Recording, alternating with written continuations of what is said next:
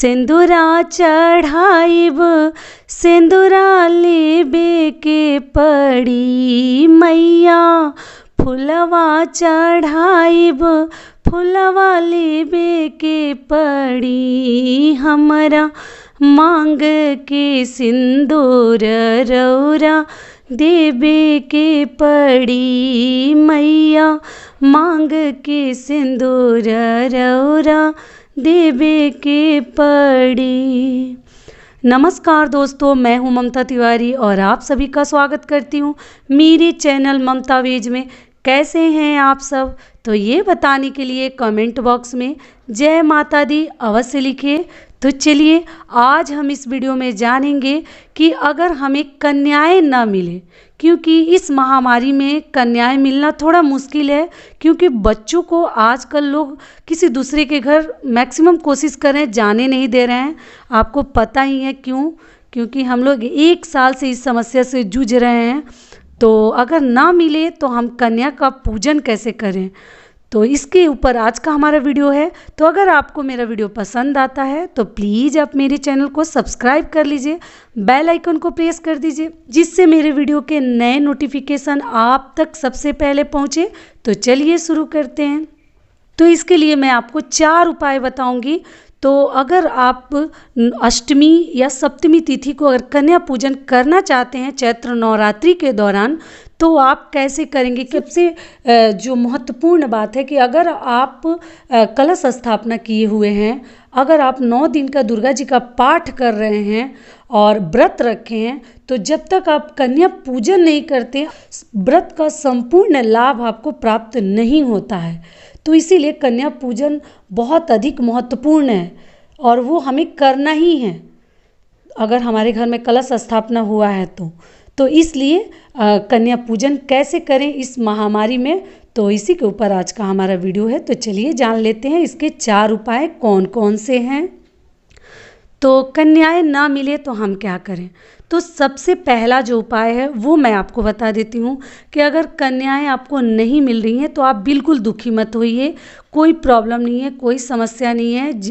यथाशक्ति तथा भक्ति, जितना हमारे पास है उसी तरीके से हम करेंगे, क्योंकि भगवान सब जानते हैं, सबकी मजबूरी को समझते हैं। तो इसलिए माता रानी की हमारे ऊपर हमेशा कृपा बनी रहेगी। आप बिल्कुल तनाव में मत रहिए कि हम कैसे पूजा करें। तो सबसे पहले आपको क्या करनी है कि एक कन्या के भोजन का आप मूल्य निकाल लीजिए, कितना आपको देना है। ऐसा नहीं है कि हम 1000 2000 देंगे तभी एक कन्या का हमारा मूल्य निकलेगा। आप जितने लायक हैं, जितना दे सकते हैं, जितना आप सक्षम हैं, उतना एक कन्या का आप मूल्य निकाल लीजिए, कितना पड़ रहा है आपको, और उस तरीके से 9 कन्याओं का आप मूल्य निकाल कर किसी मंदिर में आप दान दे दीजिए। दान पेटी में डाल के आ जाइए, आपको कन्या खिलाने का लाभ अवश्य मिलेगा और भी ज़्यादा पुण्य आपको मिलेगा। वो पैसा अगर मंदिर के किसी भी अच्छे कार्यों में अगर काम में आता है तो आपका कन्या पूजन का नियम जो है संपूर्ण हो जाएगा और आपको उतना ही पुण्य मिलेगा। पहला नियम हो गया। दूसरा नियम हमारा क्या है कि अगर कन्याएं नहीं मिल रही हैं तो आप क्या करिए कि अपने घर में जो हम कन्याओं को खिलाने के लिए प्रसाद तैयार करते हैं, खीर, पूड़ी, हलवा, चने का प्रसाद, मिठाई, इन सभी चीज़ों को आप तैयार करिए। जैसे आप तैयार करते हैं अष्टमी और सप्तमी तिथि को, आप उस तरीके से तैयार करिए, क्योंकि कुछ लोग सप्तमी को खिलाते हैं और कुछ लोग अष्टमी को खिलाते हैं और बहुत सारे लोग नवमी को भी खिलाते हैं। तो आप अपने हिसाब से जिस दिन आपको खिलाना है तैयार करके एक बड़े से पात्र में आप उसको रख लीजिए, सजा लीजिए 9 स्थान पर, और आप किसी भी गाय को 2 या 3 4 गायों के सामने उसको पात्र को रख दीजिए बीच में, और गाय खा लेंगी। आपको कन्या पूजन का संपूर्ण लाभ आपको मिल जाएगा। दूसरा नियम हो गया।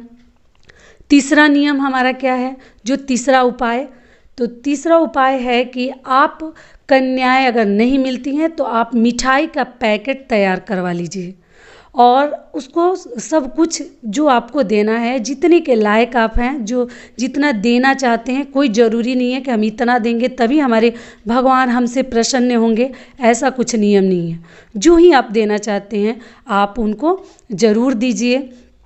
वो कैसे आपको करने हैं, तो आप मिठाई का 9 पैकेट बनवा लीजिए और बनवा कर किसी मंदिर में कोशिश करिए, अगर वहाँ कन्याएं मिल जाती हैं, बहुत सारे मंदिरों में रहती हैं, अगर नहीं है तो अपने आस पड़ोस भी 9 घर में जहाँ कन्याएं हैं उनके यहाँ आप भिजवा सकते हैं उस पैकेट को, मिठाई के पैकेट को आप भिजवा सकते हैं। तो ये हो गया हमारा तीसरा नियम।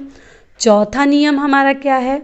चौथा नियम हमारा है कि अगर आपके आस पड़ोस या आपके फैमिली में ही, परिवार में ही 3 या 4 या 5 कन्याएं हैं तो उन्हीं को आप कई बार रिपीट कर करके उनको आप 9 बार कंप्लीट करवा दीजिए, मतलब पूरा करवा दीजिए। एक कन्या को 2-3 बार खिला खिला कर अलग अलग प्लेट्स में, एक ही प्लेट में नहीं, अलग अलग प्लेट दे के उनको 9 बार करवा दीजिए। तो इस तरीके से भी आपका कन्या पूजन करने का संपूर्ण लाभ मिलेगा और 9 बार का नियम आपका पूरा हो जाएगा। तो इस प्रकार से अगर कन्याएं न मिले इस संकट की घड़ी में तो आशा करती हूँ कि आप इस प्रकार से करके अपना पूजा संपूर्ण कर लीजिएगा।